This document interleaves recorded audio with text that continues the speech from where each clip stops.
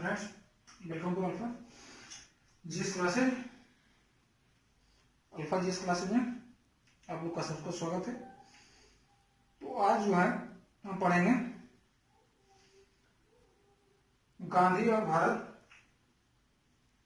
भारत आंदोलन से संबंधित कुछ पॉइंट्स जो है छूट गया था, तो उस पॉइंट को हम थोड़ा सा आगे देखेंगे, जिसमें पहला पॉइंट आज पढ़ेंगे खिलाफत आंदोलन और गांधी जी।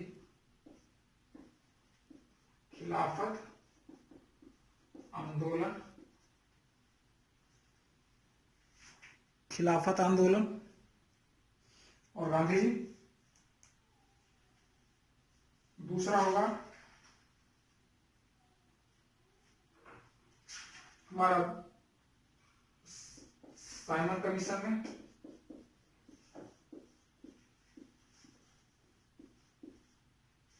तीसरा होगा राउंड टेबल।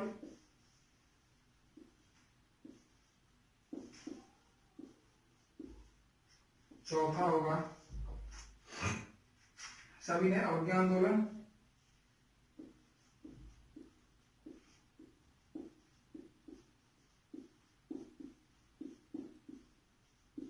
सविनय अवज्ञा आंदोलन। सविनय अवज्ञा आंदोलन दो पार्ट में, सविनय अवज्ञा आंदोलन एक और अविनय अवज्ञा आंदोलन द्वितीय। ठीक है, तो ये पढ़ेंगे। तो सबसे पहले हम शुरू करते हैं खिलाफत आंदोलन। अच्छा, खिलाफत आंदोलन के बारे में हम पिछली बार भी चर्चा कर चुके हैं कि खिलाफत आंदोलन जो था तुर्की में इस्लामी मान्यता का जो खलीफा था, तुर्की में इस्लामिक मान्यता का जो खलीफा था, वो पूरे वर्ल्ड का इस्लामिक जितने भी है, पूरे वर्ल्ड का इस्लाम का खलीफा माना जाता था। पूरे वर्ल्ड में इस्लाम का खलीफा माना जाता था। जब 1914 से 18 के बीच प्रथम विश्व युद्ध लड़ा गया था, तो वह तुर्की जो है,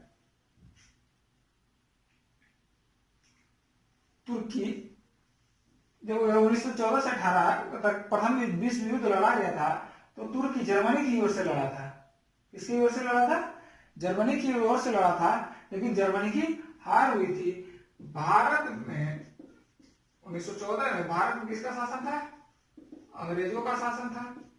ठीक है, भारत में अंग्रेजों का शासन था। अंग्रेजों के शासन होने के साथ साथ गांधी जी का आगमन भी हो गया था। गांधी जी का आगमन हो गया था। गांधी जी के आगमन के जो है, गांधी जी ने लोगों को उसमें 1914 से 18 के बीच में प्रथम विश्व युद्ध हुआ था, उसमें अंग्रेजों की तरफ से जो है गांधी जी लोगों को उत्साहित किया, अगर ये हम अंग्रेजों को साथ लेंगे प्रथम विश्व युद्ध में, तो युद्ध जीतने के बाद जो है डोमिनियन स्टेट प्राप्त करें, डोमिनियन स्टेट देगा।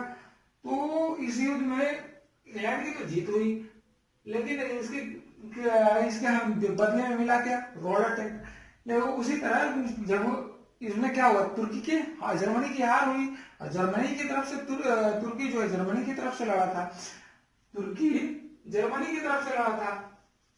ठीक है, तुर्की यहाँ का जो खलीफा था, तुर्की का खलीफा को पूरे वर्ल्ड के मुसलमान का खलीफा माना जाता था। पूरे वर्ल्ड के मुसलमानों का खलीफा माना जाता था। जबकि ये खलीफा जो पद था 1924 में जाके मुस्तफा कमाल पाशा, याद रखिएगा ना, मुस्तफा कमाल पाशा ने इसको खलीफा पद को ही समाप्त कर दिया है। तो हम देखेंगे कि जब खिलाफत आंदोलन खलीफा के सम्मान में 1914 से 18 में अंग्रेजों ने यह वादा किया था कि अगर तुर्की की हार होती है, अगर जर्मनी की हार होती है, तो तुर्की के खलीफा को सम्मान दिया जाएगा, उसके सम्मान में कोई कमी नहीं आएगा। लेकिन इसके उल्टा तुर्की की हार हुई और जो अंग्रेज जो था तुर्की के खलीफा को सम्मान नहीं दिया, और उसके बदले में जो है तुर्की से जो राज था, तुर्की के शासन में जो कंट्री था जिसको उपनिवेश बना रखा था, उसके आजाद कर दिया और अपने अधिकार में ले लिया। फलतः भारत में और भी कंट्री में जो है खलीफा के लिए, भारत में खलीफा के लिए, तुर्की की खलीफा के लिए, याद रखिएगा, तुर्की की खलीफा के लिए, तुर्की की खलीफा के लिए जो है आंदोलन चला। वो कौन सा आंदोलन था? खिलाफत आंदोलन। ठीक है, कोई दिक्कत नहीं हो। अब जो है खिलाफत आंदोलन और गांधी जी में क्या था? तुर्की ये जो है गांधी जी जिस समय भारत में खिलाफत आंदोलन चल रहा था, उसमें भारत में गांधी जी एक आंदोलन चलाना चाह रहे थे जिसका नाम था असहयोग आंदोलन। भारत में एक आंदोलन चलाना चाह रहे थे गांधी जी, उसका नाम था असहयोग आंदोलन। और इस असहयोग आंदोलन में जो है मुसलमानों की भागीदारी को महत्वपूर्ण माना जा रहा था। तो गांधी जी जो है इसको किस तरह से बुलाया जाए, किस तरह से मतलब मुसलमानों को जो है इस आंदोलन में शामिल किया जाए, तो गांधी जी इसके लिए अपना जो है राजनीति का सहारा लिया।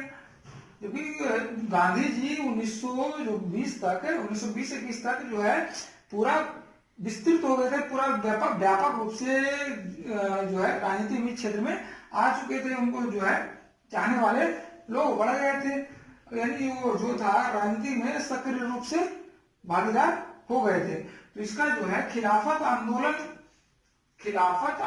के लिए खिलाफत कमेटी के मुसलमानों ने गांधी जी को खिलाफत आंदोलन के नेतृत्व करने के लिए बुलाया। खिलाफत आंदोलन के नेतृत्व करने के लिए गांधी जी को बुलाया। तो गांधी जी ने कहा ठीक है भाई, हम खिलाफत आंदोलन के लिए तैयार है, लेकिन हमारा जो है एक प्रस्ताव है, प्रस्ताव क्या है भाई? प्रस्ताव है कि भारत में एक असहयोग, हिंदू और मुसलमान मिलकर भारत में एक असहयोग आंदोलन चलाए, जिसे जो है खिलाफत कमेटी ने क्या स्वीकार कर लिया। फलतः असहयोग आंदोलन में हिंदू और मुसलमान जो है दोनों एकजुट होकर के भाग लिए। ठीक है, खिलाफत आंदोलन।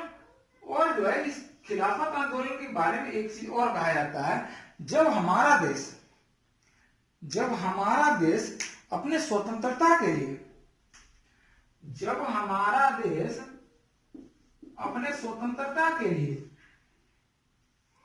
ठीक है, जब हमारा देश अपने स्वतंत्रता के लिए लड़ रहा था, तो उस समय भारत के भारतीय मुसलमान, उस समय भारत के भारतीय मुसलमान जो है तुर्की की खलीफा के लिए आंदोलन लड़ रहे थे। तुर्की की खलीफा के लिए आंदोलन लड़ रहे थे। ठीक है, अब जो है इसका जो है प्रभाव, खिलाफत आंदोलन का भारत में क्या प्रभाव पड़ा? क्योंकि ये तुर्की की खलीफा के लिए आंदोलन था, तुर्की की खलीफा के जो है सम्मान का आंदोलन था, लेकिन जो है अदृश्य रूप से यह भारत में असहयोग आंदोलन पर भी काफी प्रभावी रहा। वो कैसे? काफी प्रभावी इसलिए रहा कि पहला तो है जनसाधारण में जागृति पैदा हुई। खिलाफत आंदोलन जो है विशेषकर मुसलमानों में का था, तो विशेष करके खिलाफत आंदोलन मुसलमानों का ही था। तो मुसलमान जो है उच्च वर्ग से लेकर के निम्न वर्ग तक के लोगों ने इस खिलाफत आंदोलन का साथ दिया, जिससे जो है जनसाधारण में ये जागृति पैदा हुई, ये जो है आंदोलन किया जाए, और आंदोलन करने से हमारे जो है सम्मान की प्राप्ति होगा। अर्थात जो है खिलाफत आंदोलन जो है जन जागृति को पैदा किया। ठीक है, खिलाफत आंदोलन जन जागृति को पैदा किया, पहला। दूसरा जो है, पहला जन जागृति पैदा किया, जन जागृति जागृति जनसाधारण में। दूसरा जो है एकता, हिंदू और मुसलमान जो है आपस में कभी साथ नहीं होते थे, हमेशा जो है दंगे फसाद होते रहते थे। और यह जो खिलाफत आंदोलन जो है, खिलाफत आंदोलन गांधी जी के सहयोग से हिंदू और मुसलमान असहयोग आंदोलन में दोनों एक साथ भाग लिया। जिसका क्या था, जिसका नेतृत्व गांधी जी ने किया था। गांधी जी के सीधे तौर पे कहा जाए कि गांधी जी के प्रयासों के फलस्वरूप जो है असहयोग आंदोलन में हिंदू और मुसलमान दोनों एक साथ काम किया, यानी एक साथ जो कंधे से कंधा मिलाकर इस आंदोलन में भाग लिया, असहयोग आंदोलन में भाग लिया। और क्या किया? दूसरा, अंग्रेजों के प्रति मुसलमानों का अविश्वास जिसको कहते हैं, अभी आपको बताए थे 1914 से 18 से तक जब विश्व युद्ध लड़ा जा रहा था, प्रथम विश्व युद्ध लड़ा जा रहा था, तो उसमें जो है मुसलमानों ने एक शर्त रखी थी। मुसलमानों ने एक शर्त रखी थी कि अगर जर्मनी युद्ध में हार जाता है, तो जो है हमारा जो खलीफा है, खलीफा के सम्मान में कोई कमी नहीं होगा। अंग्रेजों इस प्रस्ताव को स्वीकार भी कर लिया था। लेकिन जब 1918 में प्रथम विश्व युद्ध समाप्त हुआ और जो है अंग्रेज विजयी हुआ, तो उसके खलीफा को सम्मान में कोई सम्मान यथावत नहीं रहा। उसका जो तुर्की शासित प्रदेश था उसको छीन लिया गया। फलतः खिलाफत आंदोलन हुआ। खिलाफत आंदोलन यानी सीधे तौर पर यह कहा जा सकता है कि जो है अंग्रेज मुसलमानों के साथ विश्वासघात किया। जबकि जो है इसके पहले 1905 विश्व युद्ध के पहले जो है मुसलमान के प्रति जो फूट डालो और शासन करो, यानी मुसलमानों के प्रति जो था अंग्रेज एक विश्वास बना के रखा था, जो वह विश्वास जो है प्रथम विश्व युद्ध के बाद टूट गया। फलतः वह क्या हुआ, खिलाफत आंदोलन का स्वरूप लिया। ठीक है। उसके बाद हम पढ़ेंगे साइमन कमीशन। उसके बाद पढ़ेंगे हम साइमन कमीशन था।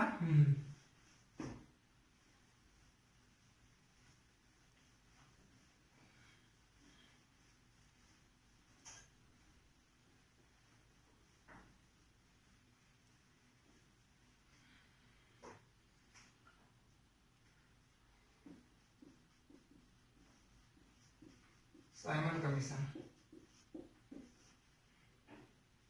ठीक है। साइमन कमीशन कब बना था? 1927 में। समझ में? अब जो है साइमन कमीशन क्या है? साइमन कमीशन है जब 1919 में भारत शासन अधिनियम बना था। जब 1919 में भारत शासन अधिनियम बना था, तो जो है उसमें यह निर्णय किया गया था, या उसमें कहा गया था कि अगले 10 साल के बाद इस भारत शासन अधिनियम को सब जो है एक आयोग गठन किया जाएगा और इस भारत शासन अधिनियम की समीक्षा करेगा। अगर वह समीक्षा में सही पाया जाता है, यानी समीक्षा में अगर उसका विकास हुआ, जो भी है अंग्रेजों का स्वरूप हुआ, तो उसमें कोई बदलाव नहीं किया जाएगा। यानी उसको समीक्षा, उसको जो है जांच पड़ताल करेगा, उसको जो है समीक्षा करेगा। लेकिन समय से पहले 1927 में साइमन कमीशन, सर साइमन की अध्यक्षता में एक आयोग का गठन किया गया। 1927 में सर साइमन की अध्यक्षता में, सर साइमन की अध्यक्षता में 1927 में एक आयोग का गठन किया गया, जिसे क्या कहा गया? साइमन कमीशन कहा गया। इस आयोग में जो थे 7 सदस्य थे। इस आयोग में 7 सदस्य थे और सातों के सातों क्या थे? अंग्रेज थे। यानी अगर हमारे देश में अगर कोई अधिनियम बना है और उसकी समीक्षा कौन करेगा? अंग्रेज करेगा। अंग्रेज, ठीक है, अंग्रेज बनाया और उसकी समीक्षा जो है अंग्रेज कर रहा है, इसको कोई भारतीय जो है सदस्य नहीं है और समीक्षा तो अपने अनुरूप करेगा। अगर वो सही गलत में है तो गलत को सही करेगा। और भी अब सिंपल सी बात है, साधारण सी बात है कि अगर कोई आयोग बिना किसी सदस्य के, बिना किसी, जैसे भारत 1919 का भारत शासन अधिनियम है, 1919 का भारत शासन अधिनियम बनने के बाद जो है उसकी समीक्षा के लिए साइमन आयोग का गठन किया गया, जिसके कोई सदस्य भारतीय नहीं था। और भारतीय नहीं होने के बाद अगर भारतीयों के हितों की बात किया जाए, अगर भारतीयों के हितों की बात किया जाए तो वह संभव नहीं है। यानी अगर कहा जाए कि हमारे अनुपस्थित में, अगर हमारे अनुपस्थित में हमारे हित की बात किया जाए तो यह संभव नहीं है। ठीक है। उसी तरह अगर हमें कोई बुलावा ना दे और हमें कहे कि हमारे लिए कोई काम किया जाए तो ये हो सकता है, वो हमारे लिए एक अपमानजनक की बात होगी। ठीक है। तो इसका जो है सन 1927 में साइमन कमीशन का गठन किया गया। तो इसके जो है 7 सदस्य थे और सातों के सातों अंग्रेज होने के कारण जो है पूरे भारत में साइमन कमीशन का विरोध किया गया। पूरे भारत में जो है साइमन कमीशन का विरोध किया गया। कुछ जो है कुछ हमारा जो दल था उसका इसमें जो समर्थन, साइमन कमीशन का समर्थन भी किया गया। जैसे हिंदू महासभा जो समर्थित दल थे, समर्थन करने वाले दल कौन कौन से थे? समर्थन दल हिंदू महासभा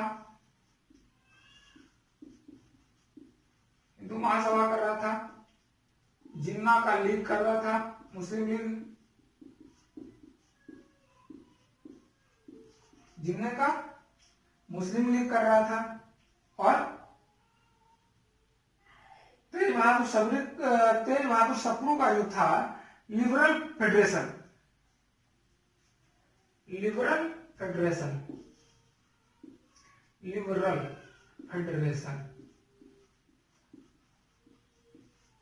ये सब जो था वह साइमन कमीशन का समर्थन कर रहा था कि नहीं, सही है।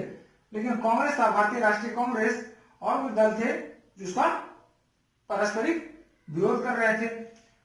जैसे हमारा HSRA हो गया, कांग्रेस हो गया, तो क्या नाम है, लाला लाजपत राय हो गए, आदि जो है इसका विरोध कर रहे थे।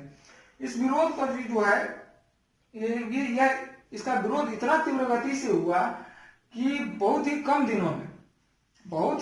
दिनों में पूरे भारत में व्यापक हो गया, पूरे भारत में व्याप्त हो गया। लेकिन जितना तेजी से यह व्याप्त हुआ उतना ही तेजी से इसको दमन भी किया गया। इसका दमन के लिए क्रूर नीति अपनाया गया, जिसका जो है अब देखते हैं लाहौर में जो है जब साइमन कमीशन गया तो वहां जो है विरोध कौन कर रहे थे? लाहौर में लाला लाजपत राय को क्या बोलता है, लाठियों से प्रहार किया गया, फलस्वरूप उनकी मौत हो गई। यानी कहा जाए कि अगर इसका जो है साइमन कमीशन का जितना जो है प्रबल विरोध हो रहा था, उतना ही दमनकारी नीति के द्वारा, क्रूर नीति के द्वारा जो है इस विद्रोह को दबाया गया। ठीक है। अब जो है इस जो है साइमन कमीशन के रिपोर्ट की बात करें तो भाई इसमें क्या क्या था। साइमन कमीशन की रिपोर्ट की बात करें इसमें क्या क्या था, इसका हम जानेंगे। साइमन कमीशन की रिपोर्ट 1930 में प्रकाशित किया गया। भारतीयों को न चाहते हुए भी 1930 में साइमन कमीशन को प्रकाशित किया गया। इसका जो पहला पॉइंट था प्रांतों के लिए पूर्ण उत्तरदायी सरकार बनाना है। पूर्ण उत्तरदायी शासन का सिफारिश करना, शासन का सिफारिश बहुत इंपॉर्टेंट है, नेक्स्ट में बहुत काम देगा। अगला, इसमें पुलिस और न्याय पुलिस और न्याय को जो है विधानमंडल के प्रति नियंत्रित कर दिया। पुलिस और न्याय को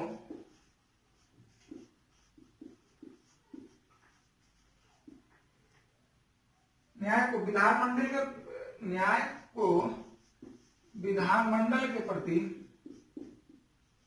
उत्तरदायी कर दिया।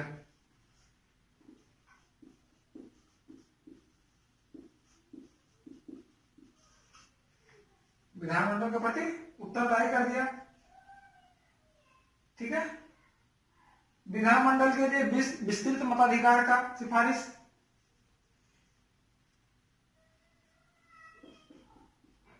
1930 में यहां प्रकाशित कर देते हैं, 1930 में प्रकाशित, ठीक है। मताधिकार, वयस्क मताधिकार का सिफारिश, ठीक है। वयस्क मताधिकार का सिफारिश। केंद्रीय मंत्रिमंडल पर ब्रिटिश अधिकार और नियंत्रण जारी रहेगा।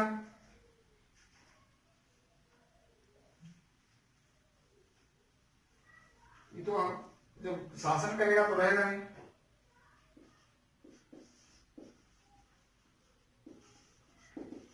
केंद्रीय मंत्रिमंडल पर अधिकार वही पूर्ववत रहेगा इत्यादि जो है इस साइमन रिपोर्ट में था, ठीक है। साइमन रिपोर्ट के वो विद्रोह के बाद जो है वो उसमें कहा गया कि भाई जो है आप अपना संविधान बनाइए। हमारा जो रिपोर्ट है, हमारा संविधान स्वीकार नहीं है, तो अब आप जो है अपना रिपोर्ट बनाए। फलतः 1928 में जो है नेहरू रिपोर्ट प्रकाशित किया गया। नेहरू रिपोर्ट प्रकाशित किया गया, ठीक है। तो नेहरू रिपोर्ट पर थोड़ा सा क्या करें। नेहरू रिपोर्ट को जो है मोतीलाल नेहरू ने प्रकाशित किया था, जिसमें जो है मूल रूप से भारतीय राष्ट्रीय कांग्रेस का ही रिपोर्ट था। संविधान निर्माण के लिए जो है एक कमेटी का गठन किया गया, जिसकी जो है 1 जुलाई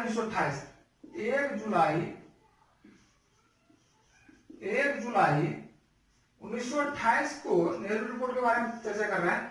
1 जुलाई 1928 को जो है एक कांग्रेस के द्वारा, भारतीय राष्ट्रीय कांग्रेस के द्वारा एक जो है 1928 में एक कमेटी का गठन किया गया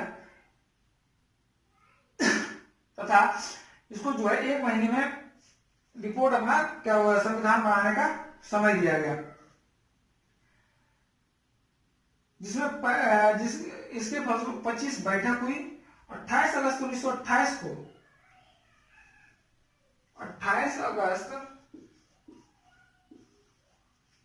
1928 को सर्वदलीय समिति में इसको प्रस्तुत किया गया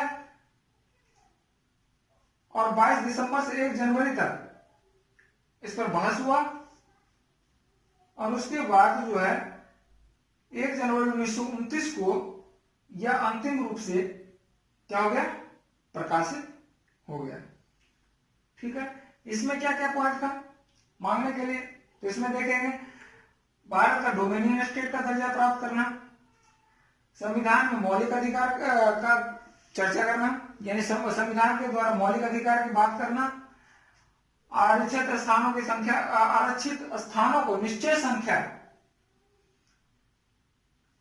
निश्चित संख्या तथा समय निश्चित करना, विवाह की आयु का निर्धारित करना, मत देने का अधिकार जो है लागू करना।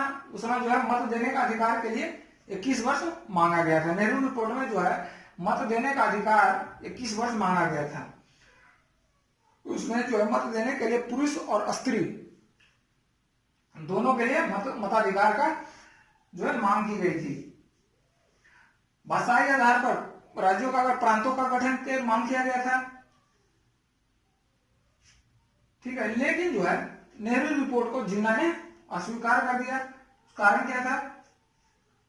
कारण इसलिए था क्योंकि उसमें मुसलमानों के लिए पृथक निर्वाचन की मांग नहीं किया गया था, यानी मुसलमानों के लिए पृथक न्याय की बात नहीं की गई थी। इसीलिए जिन्ना ने इसे अस्वीकार कर दिया। और जिन्ना ने 14 सूत्री मांग 1928 में 14 सूत्री मांगों का जो है प्रस्ताव रखा, 14 सूत्री मांग रखा, राइट। अब आते हैं सविनय अवज्ञा आंदोलन।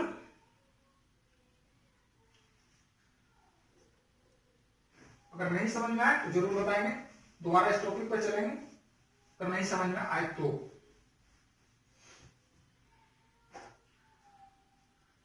सविनय अवज्ञा आंदोलन।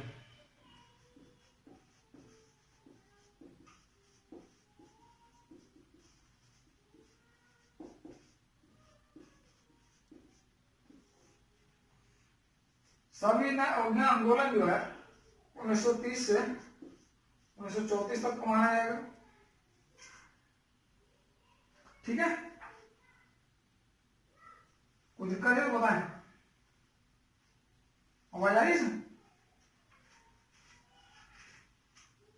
आवाज आ रही क्लियर?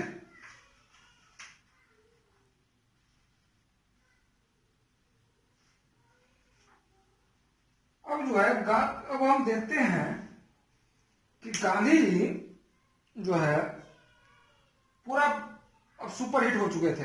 गांधी जी जो है एक भारतीय इतिहास में, भारतीय आंदोलन में एक सुपरहिट अभिनेता की तरह कार्य कर रहे थे। अब गांधी जी जब कार्य कर रहे थे तो गांधी जी के जो है अगला फिल्म भी रिलीज होना तय था। जैसे उसका जो फिल्म था, पहला चंपारण आंदोलन हिट कर गया, खेड़ा आंदोलन हिट कर गया, अहमदाबाद मिल मजदूर हिट कर गया, असहयोग आंदोलन भी हिट कर गया। अभी उसके बाद खिलाफत आंदोलन में भी उनको समझ लो कि विदेश में क्या बोलता है, हॉलीवुड में काम कर मिल गया। अब जो इतना हिट होने के बाद जो है गांधी जी जो है अगले आंदोलन की ओर रुख कर दिया या अगले आंदोलन की ओर चल दिए। तो इसमें देखा जाए कि जो है सविनय अवज्ञा आंदोलन का नींव उस समय पड़ गया था जब असहयोग आंदोलन को बंद करने का निर्णय लिया गया था। अब बात आता है कैसे? तो इसलिए कि गांधी जी चौरी चौरा हत्याकांड के बाद, चौरी चौरा कांड के बाद जो है असहयोग आंदोलन को जो है वापस ले लिए थे। वापस लेने के कारण जो है था कि जो है ब्रिटिश सरकार अपने आंदोलनकारियों पर दमनकारी नीति का प्रयोग करता, क्रूर नीति का प्रयोग करता, फलता हमारा आंदोलन कमजोर पड़ जाता। आंदोलन कमजोर पड़ने के चलते, यानी आंदोलन कमजोर ना पड़ जाए, इसलिए गांधी जी ने उसमें क्या किया था, असहयोग आंदोलन को वापस ले लिया था, जिससे जन चेतना तो बनी रही, उसमें जन चेतना बनी रही, लोगों का विश्वास जो है गांधी जी पर बना रहा। और जो है 1930 तक आते आते जो है यह चेतना व्यापक रूप से क्या बोलता भर गया और वो फूटने के लिए तैयार था।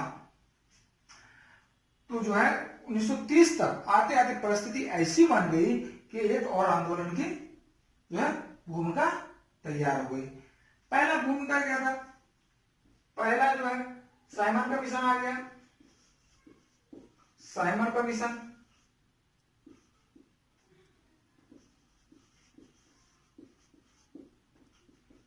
इस आंदोलन का जो है जड़ कहते हैं।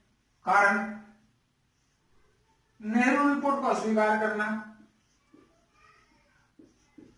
नेहरू रिपोर्ट को अस्वीकार करना। ठीक है,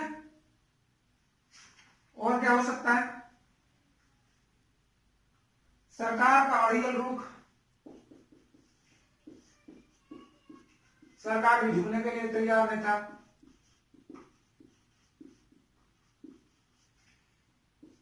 चौथा बात किया जाए तो हमारा HSRA जो है, HSRA का बढ़ता जनाधार,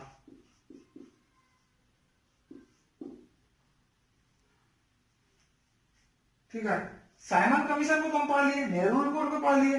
सरकार का अड़ियल रुख है, सरकार जो चाहता है कि नहीं हम करेंगे तो करेंगे, तो वो करेंगे तो करेंगे, तो इसका मतलब तो ये नहीं है कि अगर हमारे प्रति जो है, अपने देश के प्रति या जहां शासन कर रहा है उसके प्रति कुछ जिम्मेवारी बनती है, लेकिन सरकार ने उस जिम्मेवारी को स्वीकार किया, सीधे ड्रेन ऑफ वेल्थ करने जा रहा है, सीधे यहाँ से जो है उसकी मर्जी से टैक्स वसूल रहा है, लोगों को जो क्रूर नीति के द्वारा दमन कर रहा है। लेकिन उसका जो भी है, अब HRA से उसके प्रति जो है कोई जिम्मेवारी नहीं है।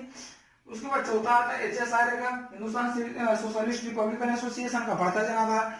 इसका गठन कौन किया था? HSRA के बारे में थोड़ा सा जान ले। इसका गठन जो है HSRA में चंद्रशेखर आजाद, चंद्रशेखर आजाद, उसके इसमें जो प्रमुख नेता थे भगत सिंह, राजगुरु, सुखदेव आदि जो है, इन लोगों को बढ़ता जनाधार इतना बढ़ गया था, लेकिन लोगों का जो है आम जनता के बीच जाकर के राष्ट्रवाद की भावना को पैदा कर रहा था।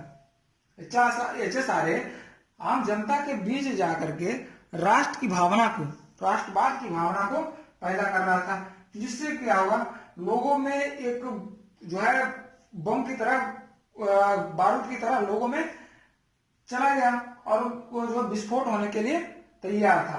फलतः गांधी जी के नेतृत्व में जो है असहयोग आंदोलन चलाने का निर्णय लिया गया। ठीक है,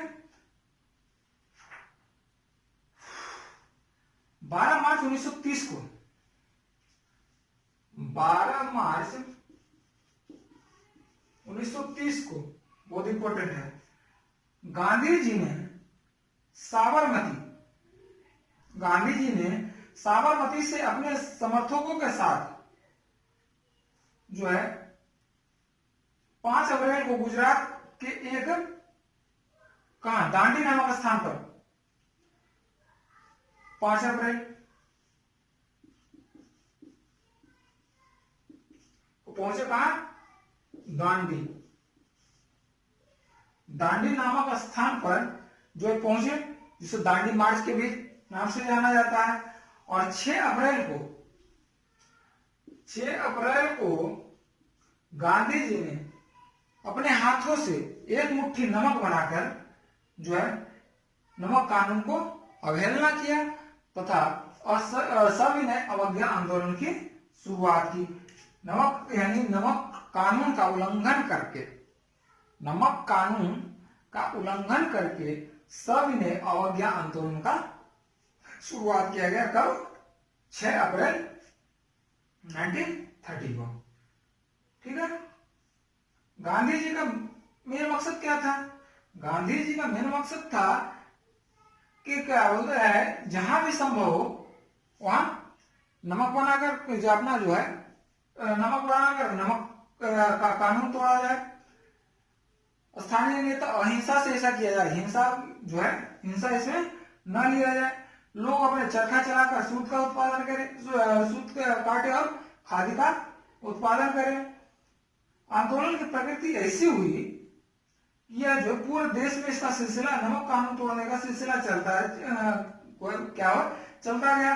तमिलनाडु, केरल, आंध्र प्रदेश में भी नमक कानून को तोड़ा गया। बिहार एवं बंगाल में चौकीदार का विरोध हुआ, जिसे चौकीदार आंदोलन कहा जाता है। असम में जो है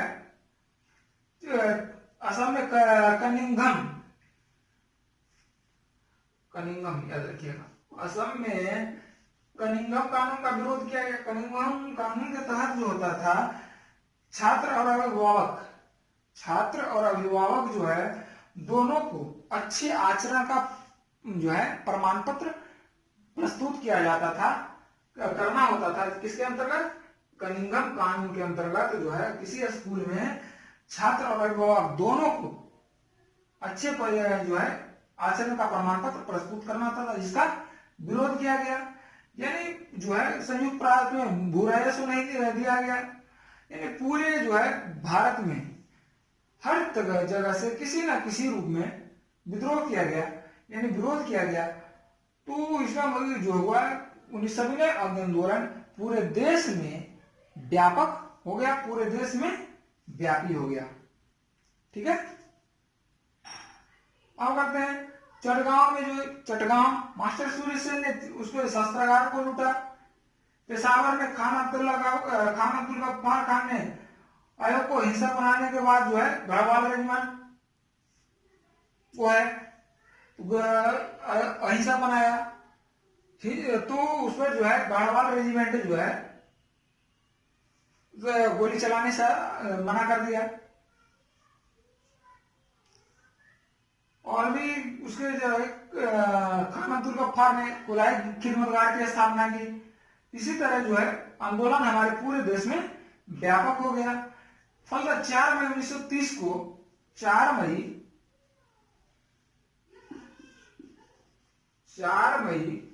1930 को जो है गांधी जी को गिरफ्तार किया। गांधी जी को 4 मई 1930 को गिरफ्तार किया गया। जुलाई 1930 में वायसराय ने डोमिनियन स्टेट की चर्चा के लिए जो है भारतीय रजवाड़े, हिंदू महासभा, मुस्लिम लीग, दलित वर्ग आदि को बुलाया। भाई डोमिनियन स्टेट की बात करते हैं, जिसमें जो है कौन कौन भाग लिया? हिंदू महासभा, मुस्लिम लीग, भारतीय रजवाड़े जो थे, दलित वर्ग की तरफ से भीमराव अंबेडकर। किंतु कांग्रेस ने इसमें भाग नहीं लिया। फलतः यह जो है क्या हुआ? असफल हो गया। और यह जो है फर्स्ट राउंड टेबल के नाम से जाना गया, प्रथम गोलमेज सम्मेलन के नाम से जाना गया।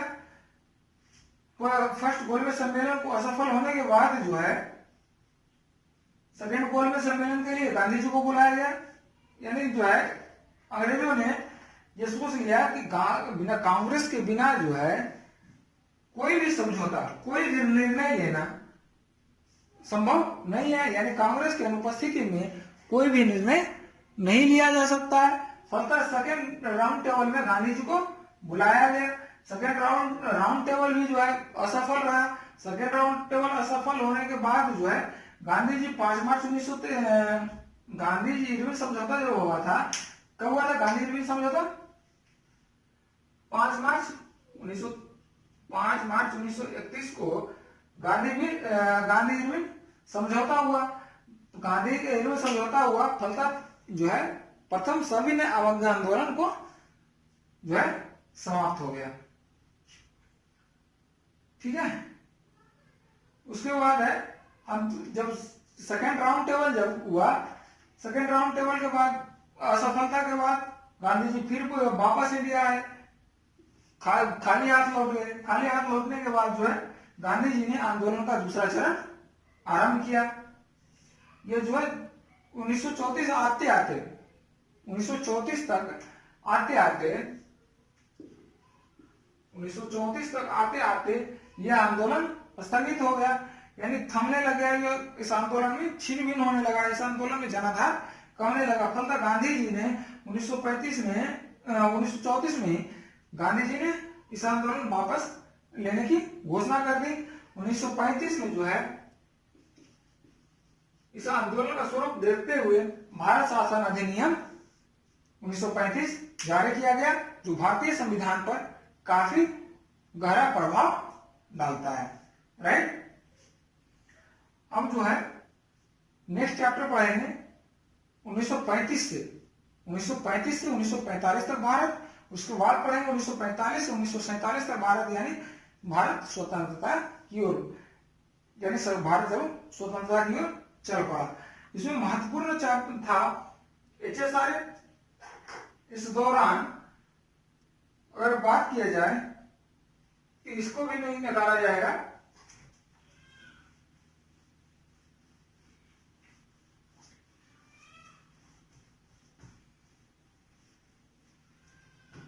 HSRA की सफलता को भी नकारा नहीं जा सकता है।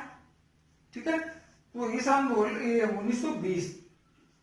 1920 से 1930 तक का जो है 1920 से 1930 तक जो भारत में था, राष्ट्रवाद की भावना जो है पूरी तरह व्याप्त हो गया था। यानी यह जो है इसका स्वरूप था, भारत को में अहिंसा के बदौल नहीं जीता जा सकता। जब भी ये HSRA के लोग हिंसात्मक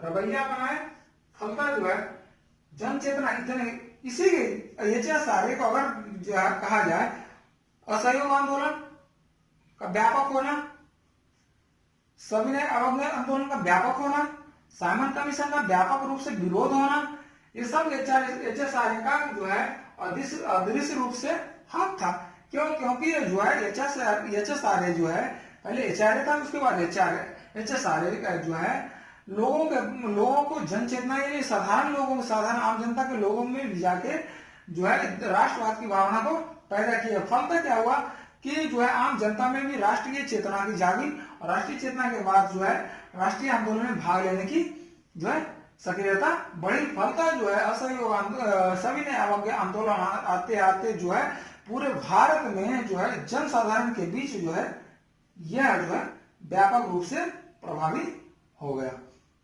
1931 में 23 मार्च 1931 और फरवरी जो है 1931 चंद्रशेखर आजाद की मृत्यु, 23 मार्च 1931 भगत सिंह, राजगुरु और सुखदेव की फांसी हुआ। इसके बाद जो है HSRA का विघटन हो गया।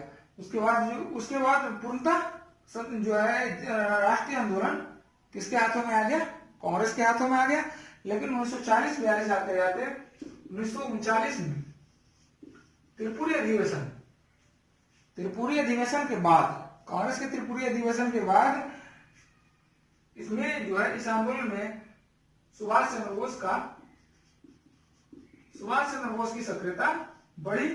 फलता जो है 1947 आते 1947 तक हमारा देश पूर्णतः रूप से आजाद हो गया। फलता हमारा देश जो है 15 अगस्त 1947 को आजाद हो गया। तो हम पढ़ेंगे 1935 तक का भारत तो पढ़ लिया, 1935 से 1947 तक के भारत को हम आगे पढ़ेंगे। ठीक है, अगर कोई दिक्कत है तो बताएं। अब ये सिविल सर्विस के लिए जो है हिस्ट्री काफी महत्वपूर्ण है। जिसका ऑप्शनल सब्जेक्ट अगर हिस्ट्री है तो उसके लिए मॉडर्न, एशियंट और मेडिएवल तीनों इतिहास काफी महत्वपूर्ण है। यानी तीनों इतिहास पर एक एक पॉइंट पे जो है चर्चा देखना है, एक एक पॉइंट पे नजर रखना है। राइट, तो नेक्स्ट क्लास में मिलते हैं। अगर कोई दिक्कत है तो बताएंगे।